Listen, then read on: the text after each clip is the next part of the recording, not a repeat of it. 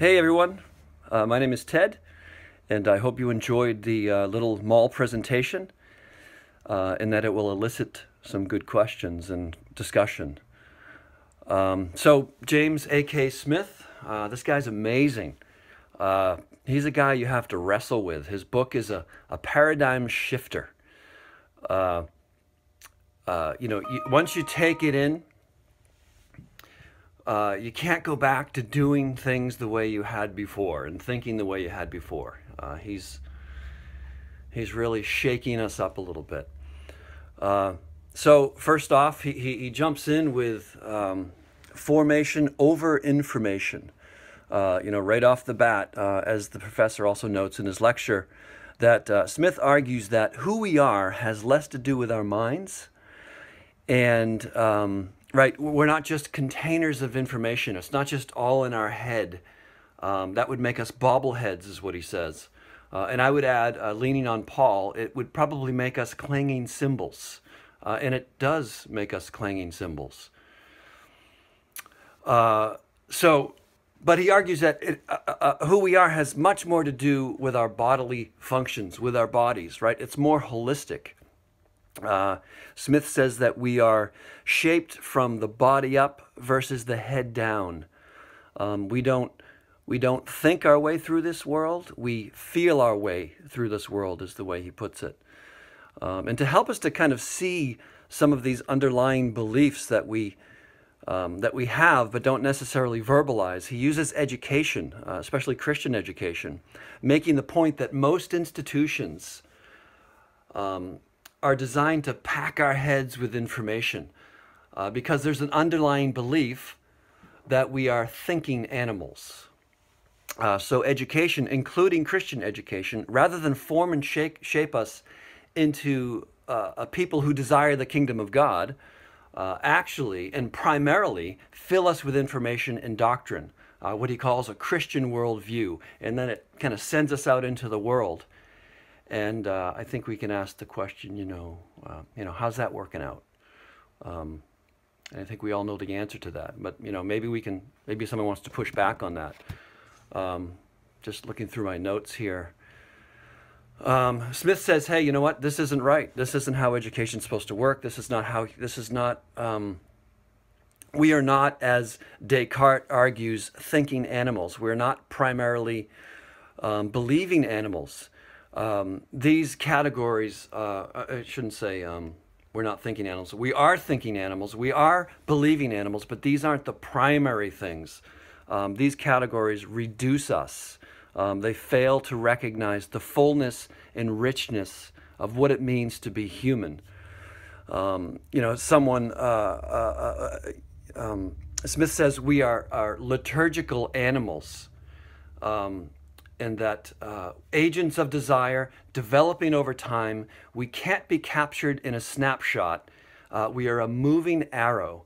I think put more simply, he simply says we are what we love. And he's talking about ultimate love, the things which orient us toward the good life. A good example of this, I think I got this from Tim Keller, is when Jesus's disciples ask him how to pray. And Jesus starts with, Our Father, right? This is an orienting prayer. This is an orienting exercise. It's desire, it's the love for the Father, for the kingdom life, thy kingdom come. And it's this desire is what shapes our character and forms us into a particular kind of people. But here's the thing, God's kingdom is not the only kingdom. The kingdom of the mall, which Smith, does a great job, revealing to us, has much to say about the good life, right? It says we can make you smarter, prettier, faster, stronger, richer, thinner, happier. These are powerful forces, extremely hard to resist or even recognize. And Smith notes that the kingdom of the mall is a global network, right, that has a unified message. Easily communicated. And, the obvious question is, well, how do we combat this? How do we counter the gospel of the good life that the mall preaches? How do we counter the gospel of the good life that the mall preaches?